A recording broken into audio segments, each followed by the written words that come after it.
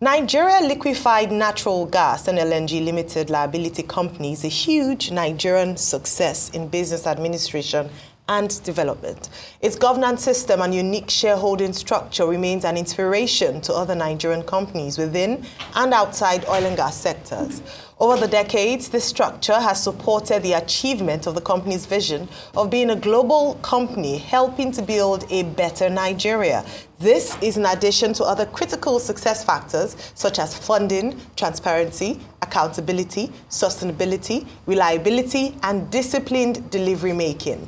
Joining us now on the show is Odey, General Manager, External Relations and Sustainable Development for NNLG. Good morning, Mr. Odey, and you're most welcome to the morning show. Good morning, guys. Thank you very much. Really happy to be here again.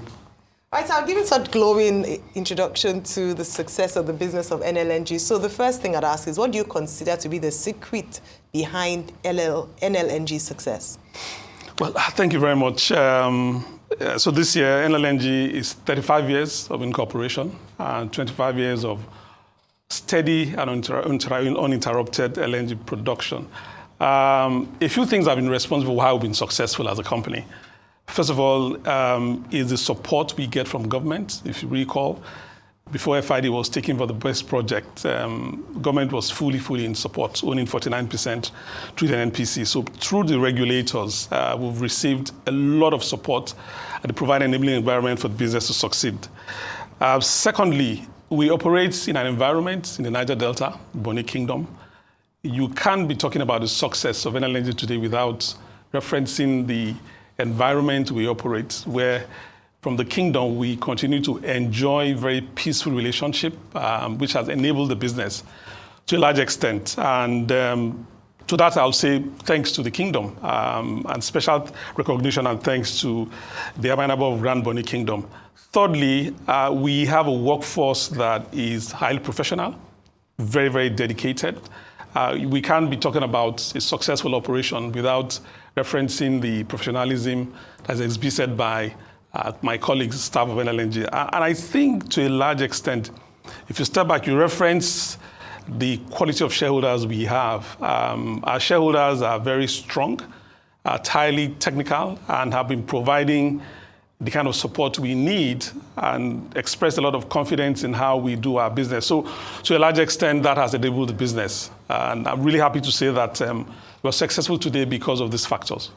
Excellent. Yeah. What will you consider to be the impact of the company, Nigeria, since its inception? There have been many people who have been here to say, oh, the Nigeria LNG model is the model that Nigeria should follow. But in terms of impact, I know about the literature, science prices, but in terms of impact within the economy, can you take us through that? Thanks, Ruben. First, when the company was birthed, the whole concept was, look, we have gas, associated gas that is ordinarily being flared in Nigeria. How do you monetize what looks like waste and convert it to wealth?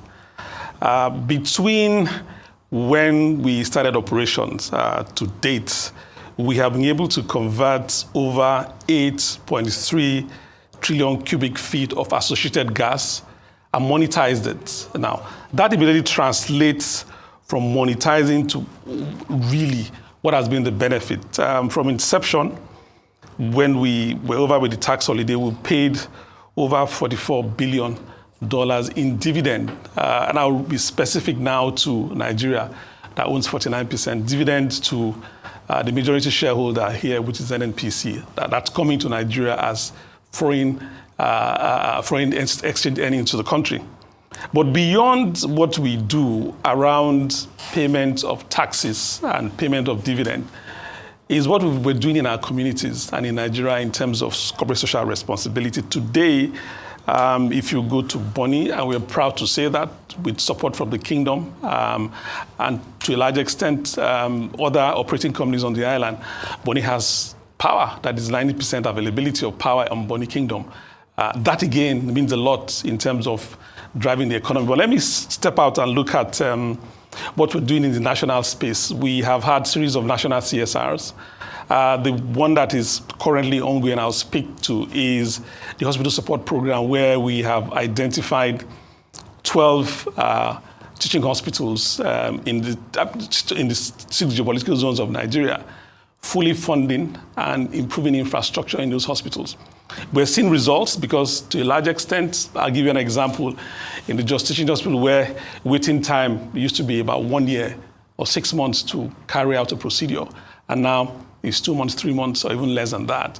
What we did in University of Benin Teaching Hospital, where we fully facilitated an accident and emergency ward. If you look at that geopolitical area, the entire Delta area, what that intervention has done, it has reduced amount of deaths. I mean, sound a bit morbid, but I won't go into details. But what this is doing is taking healthcare directly to the people rather than have people go look for it. Now, I'm sure we're all aware of Bonny Border Road, the 38-kilometer road from Port Harcourt town into Bonny, where Bonny ordinarily is cut off from the rest of the state. Today, we are fully behind the funding and ensuring that Bonny Border Road is completed, hoping that by end of 2026 that will be completed. But so many things we're doing around CSR nationally. You've spoken to what we're doing with the prizes, which for us is the flagship CSR project, which we do some sponsor on an annual basis, the prize for literature, the prize for science, and the prize for literary criticism, which we term the Nigeria prizes. So there's a whole lot happening in the space. I can go on and on and on, but just to say that. Okay, well, I know about the success of Nigeria LNG. Okay. Is it because we don't pay subsidies for gas? Because we don't pay subsidies for gas.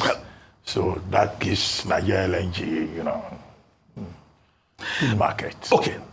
So initially we were set up purely to export LNG, produce and export. I will be careful speaking about what you said about subsidy. Now, we buy gas from upstream gas suppliers. We buy, we liquefy, and we export. And if you recall, in 2022, early 2022, what used to be part of LPG that we export is now delivered straight into the country. Today, we are responsible for about 40% of LPG that is consumed in Nigeria. A bit delicate, I won't go into the issue of subsidy because probably not an area where I'm very conversant with, but quite frankly, I think the assurances and guarantees that we're giving in the early days of the project has catalyzed and enabled the business to where it is today. And credit to government for that. I mean, and kudos on the prizes and all of that, but maybe for the literature prize, maybe you guys should think of also something for the first and second runner-up, apart from just the big grand prize of 100K, for the first person. It's a feedback I've always wanted to give. But most importantly, let's talk about the resilience of this company, amidst all of it. The NNLG, and I'm not saying this to make you feel proud, has been a model of how a corporate company should be in Nigeria. Especially when you have government presence there. Bonny, where you have your headquarters, is like some sort of paradise on earth with the way it functions, the functionality, and the structure at which you guys put it there. And it's only about glowing tributes. And sometimes when somebody wonders, government has equity in this because people believe anything that government is there can never work. But NNLG is always that outlier over the years. So that's commendation to you guys. Thank you. But there are headwinds in the future. You've been resilient over the years, 35 years running. The headwinds that are coming, global crisis in the gas ecosystem, Russia-Ukrainian wars, even the wars in Gaza, plummeting of prices, possibility of gas, Nigeria's transition to CNG and things like that, more, use for our gas. How are you going to navigate through all of this? So indeed, the entire energy business or sector globally is facing headwinds. I agree with you. We've been on for 35 years, and a few things are happening today, especially around energy transition. Some see gas as a transition fuel, some see it as a destination. For us, a few things are happening to ensure that we are ready for the future. A lot is going on in terms of future-proofing our business. And there are 6 areas that we're looking at, and work is currently going on. One, our position, we want to remain a leader in the market.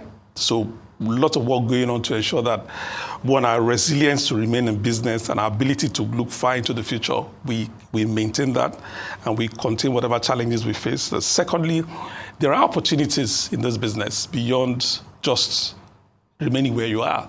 And we're identifying those opportunities as we're looking at those opportunities. Are there opportunities to collaborate with other players in the market? Yes, we're looking at that. As the business changes and evolves, we also want to be ready with the kind of workforce that will take you into the future.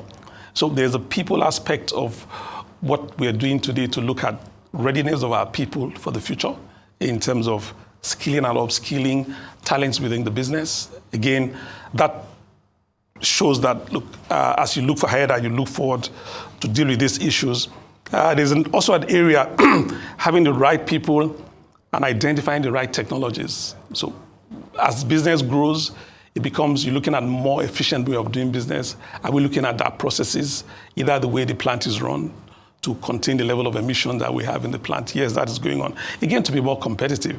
Then the last one I would like to speak to is, so NNLG, we had very wonderful stories being told about NNLG by even third parties. So how are we seen, how are we felt, how are we understood today as a business? There's a piece of work going on around branding of the business. We want to be seen as agile, we want to be seen as resilient. I want to be seen and perceived beyond what everybody knows today, that we're a business that is constantly evolving. So that's the aspect of branding. And I'm sure in the coming days, we'll hear a few things around that. But generally, as the business becomes more challenging, the successes of the past for us does not represent a stop. It means that we just need to keep going.